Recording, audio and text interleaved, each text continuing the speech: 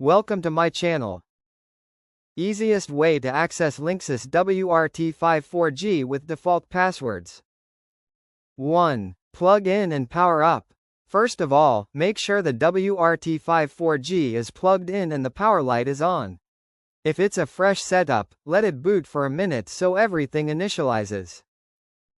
2. Wired is best. Now, connect the laptop with the router using an Ethernet cable for a stable connection, as wired connection is better than relying on Wi-Fi while doing admin work. 3. Check the label. Flip the router over and read the sticker. It usually lists the default IP address, username, and password.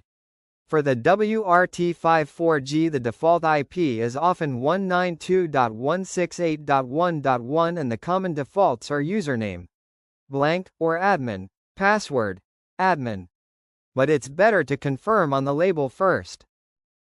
4. Open a browser. Open my web browser and type the router IP 192.168.1.1 inches into the address bar. Remember, search bar is different from address bar. Now, that should bring up the Linksys login page. 5. Try common defaults. If login shows, try admin, admin or blank, admin. If it fails, check the label for correct credentials or reset the device and set it up again. 6. Reset if locked out. If none of the passwords work and you can't find the correct creds, press and hold the router's reset button, usually 10 seconds, to restore factory settings. Warning: this erases custom settings, so only do this if necessary. 7. Reconnect after reset. After a reset, wait for the router to reboot, reconnect with Ethernet, then go back to the router IP and use the default credentials from the label, often admin, admin or username blank, admin, to log in. 8. Secure the admin account. As soon as you're inside, change the default admin password to a strong, unique one. Now, write it down somewhere safe or save it in a password manager.